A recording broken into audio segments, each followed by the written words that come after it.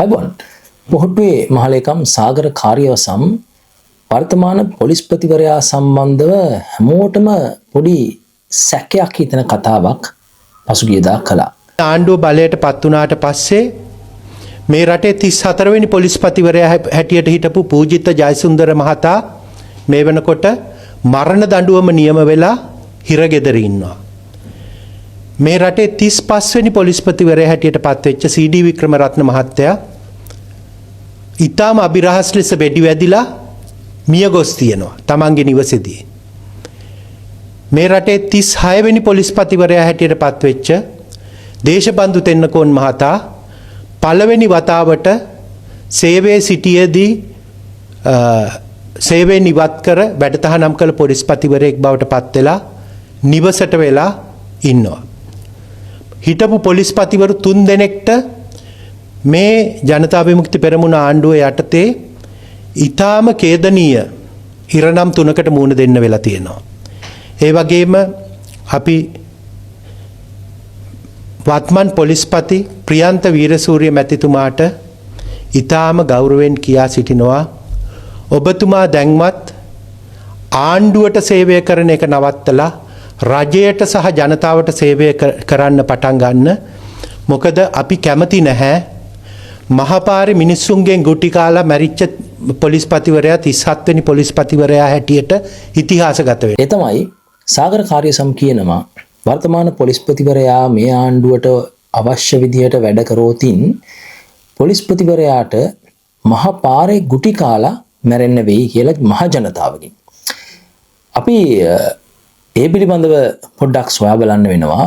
පොලිසිය මම හිතන්නේ දැනටත් මහජන ආරක්ෂක අමාත්‍යාංශයේ අමාත්‍යවරයා දැනටත් නියෝගයක් ලබා දීලා තිනවා. මේ ප්‍රකාශය නිසා යම්කිසි තිරිසන් සැලැස්මක් මේ සම්බන්ධව තියෙනවද නැද්ද කියලා බලන්න නියෝගයක් ලබා දීලා තිනවා පරීක්ෂණයක් පවත්වන්න. කොහොම වුණත් සාගර කාර්යසම් මේකට මාර උදාහරණ තුනක් තමයි සම්බන්ධ කරගන්නේ.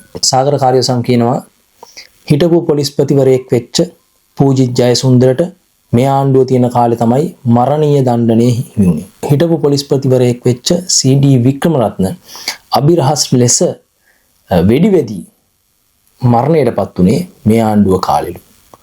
ඒ වගේම හිටපු පොලිස්පතිවරයෙක් වෙච්ච දේශබන්දු තෙන්නකෝන්ට සිය රැකියාව අහිමි වුණේ පොලිස්පති කමෙන් එළියට දැම්මේ සහ ඔහුට නඩු වැටුනේ මේ ආණ්ඩුව තියෙන කාලේ හින්දාලු. නොකිය කියන්නේ මේ ආණ්ඩුව තියෙන කාලේ මේ පොලිස්පතිවරුන්ට අසාධාරණයක් වුණා වගේ දෙයක්.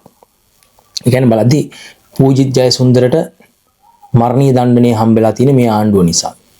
මේ සාගර කාර්යසම්ගේ අරමුණ ඒකයි අපිට තේරුම් කරන්න යන අපිට සාගර කාර්යසම් මේ කතාව තේරුම් කරන්න යන අරමුණ තමයි අපි හිතන්න ඕනේ දැන් පූජිත් ජයසුන්දර මරණීය දණ්ඩනයට නියම වෙන්නේ මේ ආණ්ඩුව නිසා.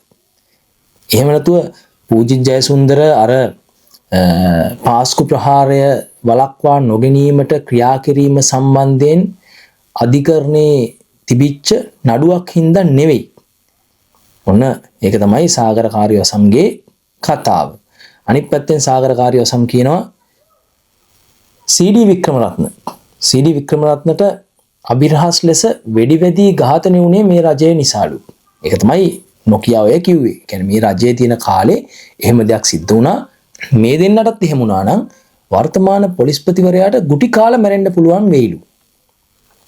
වර්තමාන පොලිස්පතිවරයාගේ කතාව පැත්තකින් තියලා අපි ආයෙමු සී.ඩීගේ කතාවට. සී.ඩී මරණයටපත් වෙන්නේ හරියටම ඔය සාගර කාර්යවසම්ලගේ පක්ෂයේ ජනාධිපති ධූර දරු ගෝඨාභය රාජපක්ෂ ඉන්නේ. ගෝඨාභය රාජපක්ෂ ජනාධිපති කරන්න මුළු ලංකාවම විශ්වාස කරනවා දැනට පාස්කු ප්‍රහාරය කළේ ඔගොල්ලෝගේ කණ්ඩායම කියලා. පාස්කු ප්‍රහාරය කරේ ගෝඨාභය රාජපක්ෂ ජනාධිපති කරවන්න බලාපොරොත්තු වෙන. ඒක යම් දීර්ඝ සැලසුම්කාරී ක්‍රියාවක් මාර්ගයෙන් ඒක සිද්ධ වුණා කියලා තමයි ලංකාවේ මිනිස්සු සහ දැනට තියෙන සාක්ෂිත් එක්ක ඔප්පු වෙලා තියෙන කාරණා අපිට තේරුම් ගන්න පුළුවන් කාරණා. එතකොට දැන් සී.ඩී. වික්‍රමරත්න එක අවස්ථාවකදී සාක්ෂි දෙනවා මේ ප්‍රහාරය සම්බන්ධයෙන් සමහරක් සාක්ෂි වෙනස් කරන්න ඔහුට විවිධ නියෝග විවිධාකාරයෙන් ලැබිච්ච විදිය සම්බන්ධව. එතකොට එහෙම සාක්ෂි ලබා දීලා ටික කාලෙකින් තමයි සී.ඩී. අභිරහස් ලෙස වෙඩි වැදිලා මරණයකට පත් වෙන්නේ. මේක ඝාතනයක්ද මේක සිදුවිනසා ගැනීමක්ද කියලා හොයන්න බැරි විදිහට තමයි මේ සිදුවීම සිද්ධ වෙන්නේ. ඔය විදිහටම මරණයක් සිද්ධ වුණා අපිට මතක ඇති. අර අරවින්ද ඩිසිල්වාගේ ගේ ASCII. එතනටත් සම්බන්ධ මහින්ද රාජපක්ෂගේ සිදුවීමක්. මේ CD ගේ සිදුවීමට ආසන්නම සිදුවීම විදිහට තියෙන්නේ පාස්කු ප්‍රහාරය සම්බන්ධව කරපු ප්‍රකාශයක් සහ සටහනක්. එතකොට එහෙම කාරණා හින්දා මිය ගිය පුද්ගලයෝ බලාගෙන යනකොට සාගර කාර්ය වසම්ට අනුව මැරලා තියෙන්නේ මේ ආණ්ඩුව නිසා. ඒ කියන්නේ ගෝඨාභය ජනාධිපති කරන්න මේ ආණ්ඩුවට තමයි උමනාව තිබිලා තියෙන්නේ. පාස්කු ප්‍රහාරය කරවලා තියෙන්නේ ගෝඨාභය ජනාධිපති කරවන්න මේ ආණ්ඩුව විදිහට තමයි මේ සාගර කාර්ය වසම් නොකිය වගේ කියන්න හද උත්සාහ කරන්නේ. මේ මොන මෝඩ කතාවද? මං අහන්නේ මේ මොනවද මේ කතා? මේවා තවදුරටත් විශ්වාස කරනවා. දැන් දේශබන්දු තෙන්නකෝන් ගන්නව. සාගර කාර්ය වසම් එක තැනකදී කියනවා දේශබන්දු තෙන්නකෝන්ටත් සිය දූරය අහිමි කළේ මේ ආණ්ඩුව කාලේ කියලා එතනින් නතර කරනවා. හැබැයි දේශබන්දු තෙන්නකෝන් සම්බන්ධව තියෙන එක කතාවක්වත් සාගර උතන්ට ඇදලා ගන්නේ නැහැ. දේශබන්දුට කොච්චර කේසස් තියෙනවද? සැකකරුවන්ට අනිසි ලෙස සැලකුවයි කියලා ප්‍රහාරය දුන්නයි පහර දුන්නයි කියලා මූලික අයිතිවාසිකම් වෙනුවෙන් ගොනු කරපු පෙත්සම් කීපයක් ඔහුට විරුද්ධව උසාවියේ තියෙනවා. ඒවායේ නඩු ක්‍රියාත්මක වෙනවා. ඊට අමතරව W15 හෝටලේ සිදුවීමට දේශබන්දු තෙන්නකෝන්ගේ නම ඇදිලා තියෙනවා.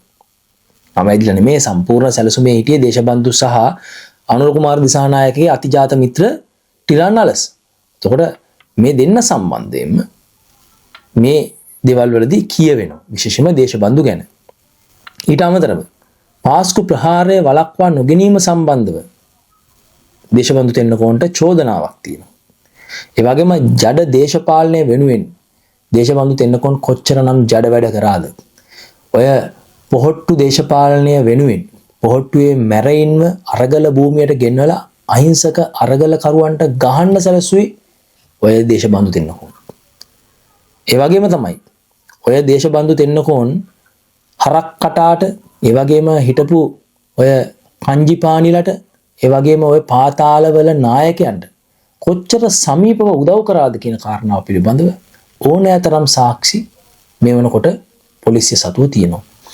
ඒවා උසාවිවල දවස ගානේ කතා වෙනවා. ඒවා දැනට CID එකේ දවස ගානේ විමර්ශනය වෙනවා. එතකොට මේ සුපින්වත් සැඳෑවත් සිල්වත් පොලිස්පති කෙනෙක් නෙවෙයි. මේ සම්පූර්ණ මැරෙක්. මේ සම්පූර්ණ ජඩෙක්. ඒ වගේම මේ පොලිස්පතිවරයාගේ තනතුර පොලිස්පති තනතුර ලබා දෙන්නේ නීත්‍යානුකූල ආකාරයකට නෙවෙයි. ලංකාවේ ආණ්ඩු ක්‍රම ව්‍යවස්ථාවට පටහැනිව මේ පොලිස්පතිවරයාගේ තනතුර ලබා දුන්නයි කියලා උසාවියෙන්ම තීන්දුව తీරන ලබා දුන්නා. එතනින් එහාට මේ පොලිස්පතිවරයා සම්බන්ධයෙන් ආයෙ කතා කරන්න දෙයක් නැහනේ. දේශබන්දු සම්බන්ධයෙන් ආයෙ කතා කරන්න දෙයක් නැහැ. හැබැයි රාජපක්ෂලාගේ අපරාධ වලට සහයෝගය දක්වනි.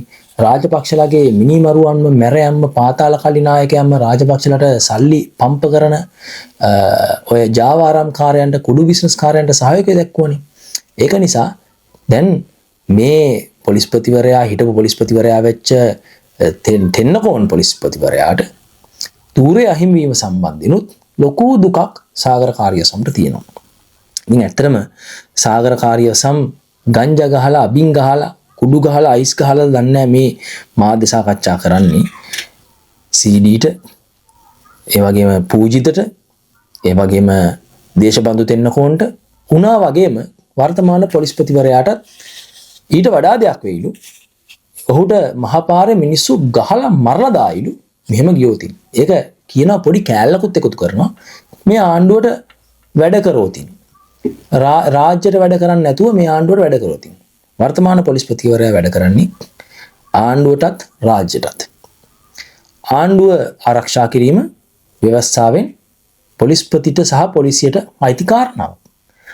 රාජ්‍ය කරවීම ආණ්ඩුවේ කාරණයක්. එතකොට ආණ්ඩුව රැකීම තුල තමයි රාජ්‍ය ආරක්ෂා වෙන්නේ. එහෙම නැතුව මේ ඔය සාගර කාර්ය වසම්ලගේ කාලේ කරා වගේ දේශබන්දුලා පූජිතලා ඒ වගේම CDලා කරපු තක්කඩිකම් කර ආණ්ඩුවේ ඉන්න පුද්ගලික මිනිස්සු රැක ඉන්න එක නෙමෙයි මේ පොලිස්පතිවරයාගේ වැඩේ. මේ පොලිස්පතිවරයා තිතට තමන්ගේ රාජකාරිය ඉෂ්ට සිද්ධ කරමින් ඉන්නවා. හැබැයි දැන් මේ ප්‍රකාශය සම්බන්ධව ලොකු ගැටලුවක් මතුවලා තියෙනවා. ඇයි එහෙම ගැටලුවක් මතුවෙන්නේ? ඇයි මේ කිසිම හේතුවක් නැතුව හදිස්සියේ පොලිස්පතිවරයාට ලංකාවේ මිනිස්සු ගහලා පාරේ මරලා දාවි කියලා කියන්නේ? ඒක සමහර විට නෙමෙයි බොහෝ විට ඒක පොහොට්ටුවේ කුමන්ත්‍රණයක් වෙන්න පුළුවන්. දැන් ඔය බන්ධනාගාරවල නොසන්සුන්තාවයන් ඇතිවීම හරිම සාමාන්‍ය කාරණාවක් විදියට ඒගොල්ලෝ පෙන්වන්න හැදුවට ඒක ASCII තියෙන්නේ පොහොට්ටු කුමන්ත්‍රණයක් කියලා පැහැදිලි. ඒක ඉස්සරහටත් බෝ වෙන රෝගයක් විදියට බන්ධනාගාර ඇතුලේ සිද්ධ වෙන්න පුළුවන් කියන කාරණාව පිළිබඳව දැන් වාර්තා ඇවිල්ලා තියෙනවා. ඒක හින්දා අර පළවෙනි මීගමු බන්ධනාගාරයේ සිද්ධ වුණා වගේ මරණ සිද්ධ වෙන්න මේ අවස්ථාවේදී ඒගොල්ලන්ට වාසි ලබා ගන්න මේ අවස්ථාවේදී හැකියාව ලැබුණේ මරණ වලින්. ඒක වර්තමාන ආණ්ඩුව බැලන්ස් කරගන්න පුළුවන් වුණා. හැබැයි දවස ගානේ අර දවසේ වෙඩිල්ල කියලා වෙඩි තියලා මිනිස්සු මරලා දාන එක පාරේ. ඒකට ඍජුව සම්බන්ධ මේ පොහොට්ටු දේශපාලනය. ඒක ආණ්ඩුව මොකක් හරි වැඩක් කරලා රජයට යම් ක්‍රෙඩිට් එකක් වගේ එකක් එනකොට මිනිස්සු කැමති වෙන දෙයක් ආණ්ඩුව කරලා අනික් අහක බලනකොට මේ පැත්ත බලලා මේ පැත්ත බලනකොට මෙන්න පාරේ කාට හරි වෙඩි තියලා යනවා මාතෘකාව අමතක කරන්න. සහ ඒකට මිනිස්සුම බිලි දෙනවා. දේශපාලනික වශයෙන් ඔවුන්ගේ ස්ථාවරත්වය පෙන්වන්න. ඒ වගේම තමයි මේ කාරණාවත්. පොලිස්පතිවරයාට මහපාරේ ලංකාවේ මිනිස්සු ගහලා මරයි කියන වගේ තිරිසන් සක්කිලි කතාවක් කියන්න තරම් සාගර කාර්යසමට පුළුවන් උනේ කොහොමද? මම හිතන්නේ මේක දරුණු කුමන්ත්‍රණයක්. මේ කුමන්ත්‍රණය පිළිබඳව පොලිසිය CID එක ඉතාමත් ඉක්මනින් විමර්ශනය කරන්න ඕනේ. සාගර කාර්යසම මෙවැනි ප්‍රකාශයක් කිරීමට හේතුව මොකක්ද කියන කාරණාව පිළිබඳව ප්‍රශ්න කරන්න ඕනේ. ප්‍රශ්න වලට උත්තර දෙන්නේ නැත්නම් ඒවලට උත්තර දී ගන්න ආකාරය පොලිසිය දන්නවා කියලා අපි දන්නවා. ඒක නිසා සාමාන්‍ය මිනිසුන්ට සලකන විදිහටම ඔය කියන මිනිසුන්ට සලකලා ඒවලට උත්තර හොයාගන්න. ඒ වගේම තමයි අපිට කියන්න තියෙන්නේ. සාගර කාර්යවසම් වර්තමාන පොලිස්පතිවරයාට කෙසේ වෙතත් මහපාරේ මිනිස්සු ගහලා ඔය ඇඳුම් ටික ඉරලා මහපාරේ ඕගොල්ලොම ඇදගෙන යන්න නම් පුළුවන් ඉස්සරහට සිද්ධ වෙන්න තියෙන කාරණාත් එක්ක. දැන් ඔයගොල්ලෝ රකින්න යන්නේ කාවද? ඔයගොල්ලෝ රකින්න යන්නේ රාජපක්ෂ ළඟ. ඔයගොල්ලෝ ජනාධිපති කරන්න හිතාගෙන ඉන්නේ කාවද? මේ රටේ ලොකු මූල්‍ය වංචාවකට සම්බන්ධයි කියලා, තවත් ක්‍රීඩකයෙකුගේ මරණයකට සම්බන්ධයි කියලා නම තියෙන ලංකාවේ හිටපු ජනාධිපති කෙනෙක් වෙච්ච, ලංකාවේ හිටපු අගමැති කෙනෙක් වෙච්ච, අන්තිමට පාර්ලිමේන්තු මන්ත්‍රී කෙනෙක් වෙලා කුජීත වෙලා ගුටි කාලා ගෙදර යන්න වෙච්ච මහින්ද රාජපක්ෂගේ පුතාලා. එහෙම තත්ත්වයක් උඩ ඔගොල්ලෝ හිතනවද ලංකාවේ මිනිස්සු අනිත් අයට ගහලා ඔගොල්ලොම ගෙනේ කියලා? නෑ. ලංකාවේ මිනිස්සු අනිත් කට්ටියව තියාගන්න ඕගොල්ලොන්ට නම් මහපාරේ ගහලා මරලා දායිද මොනවා කරයිද කියලා අපි දන්නේ නෑ. ඒක නම් අපිට පේන්න තියෙනවා. මොකද ඕගොල්ලෝ තමයි අර අහිංසක අරගලකාරයන්ට මහපාරේ ගහන තැනට ඕගොල්ලෝගේ කණ්ඩායම් මෙහෙව්වේ. ඒවා මිනිස්සුන්ට මතකයි. ඒකින්දනේ හොඳට සැලකුවේ පාරේ යනකොට හන්දියක් ගානේ බත් කන්න දුන්නේ දත් නැතුව. ඒ විදිහටම තමයි ඔයගොල්ලෝ මේ විදිහට හැසිරෙන්න ගත්තොත් ඔයගොල්ලන්ටත් ඉරණම ලියලා තියන්න ලංකාවේ මිනිස්සු තීරණය කරන්නේ. අපි ගිහිල්ලා එන්නම් එහෙනම්.